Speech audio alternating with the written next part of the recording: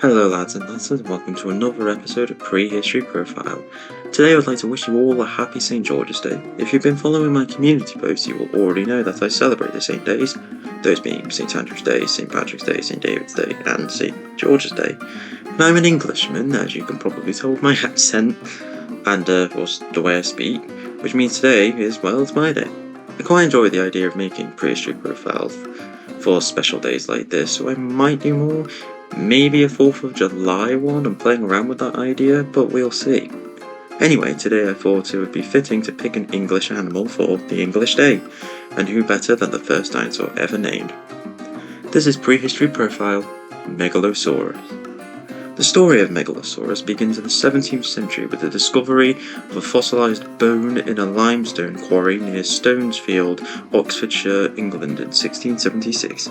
Robert Plot, a naturalist from the University of Oxford, studied the bone, it being a fragment of a femur that was later lost and published in the first ever illustration of a dinosaur bone, though he initially believed it to be a Roman war elephant or a biblical giant. In 1763, physician Richard Brooks gave the material the name Scrotum humanum. Yes, really. This was due to its resemblance to a certain bit of human anatomy, though this name wasn't formal and as a result never stuck. Thank goodness for that.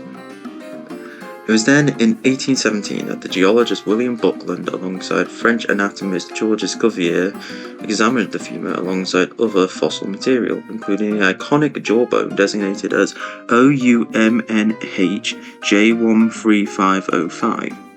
They noticed the immense size of the animal, as well as the fact that it had large lizard-like teeth. In 1824, Buckland coined the name Megalosaurus from Greek megas, great, and sauros, lizard, for its massive size.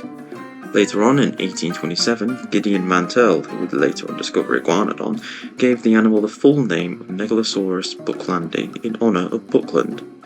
The earliest depictions of Megalosaurus, however, were very different to how it was in life. It was believed to be a 40-foot-long quadrupedal and almost crocodilian animal, though as science progressed, this interpretation was disproven. Megalosaurus' name is known for being a taxonomic mess.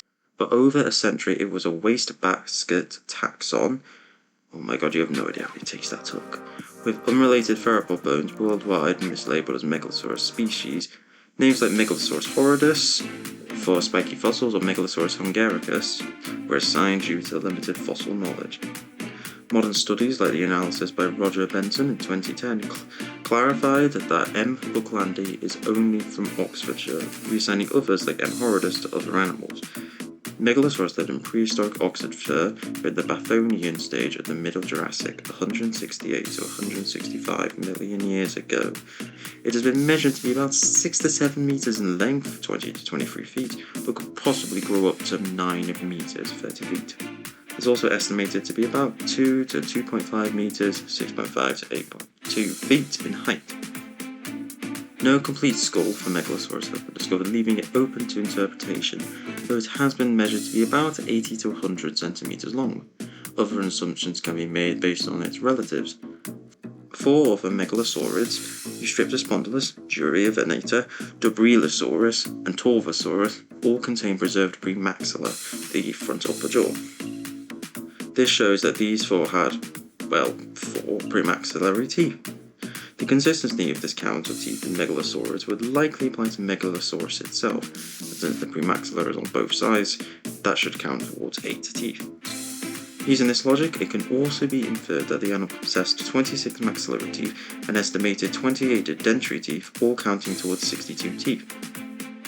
In 2017, a study conducted examined over 3,000 X-ray images of the jawbone, revealed 5 other hidden teeth.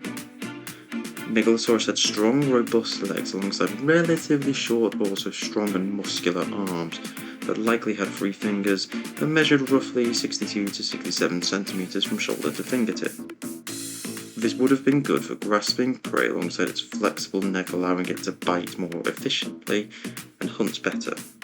The animal lived in the tropical island archipelago of prehistoric Europe and coexisted with other animals such as the sauropods Cardiodon and Cetiosaurus the earlier Tyrannosaurid Proceratosaurus, the Stegosaurus Lexophosaurus, and the dubious genus of crocodilomorph Steniosaurus.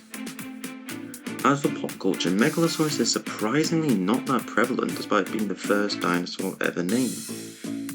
It is known for being one of the dinosaurs depicted in the statues at Crystal Palace Park in London. Interestingly enough, these statues are hundreds of years old and showcase the very first reconstructions of Megalosaurus by William Buckland and Georges Cuvier. Other notable examples are that the main character in the 90s Jim Henson sitcom Dinosaurs, Earl Sinclair, is a Megalosaurus, which I actually did not know. There's also the Megalosaurus from the game Ark, where it is depicted as nocturnal, which is inaccurate, but it's interesting and a fun game mechanic if you play the game. It will also appear in the upcoming season/volume of the Dinosauria series. Anyway, that was Prehistory Profile Megalosaurus. You may have noticed that it's been quite a while since I've made a Prehistory Profile. Yeah, last year was a very busy year for me, which is why I took a huge break. There's also been my Minecraft Dinosaur series that I've been focusing on and have been really enjoying making. However, I want this channel to be all sorts of paleontology things, so I thought I'd bring back this series to run alongside Minecraft Dinosaurs, whatever else I decide to make. I hope you lovely people have a nice day, and I will be working on a new video whenever I can. Cheers for watching, and happy St. George's Day to those who celebrate it. Goodbye.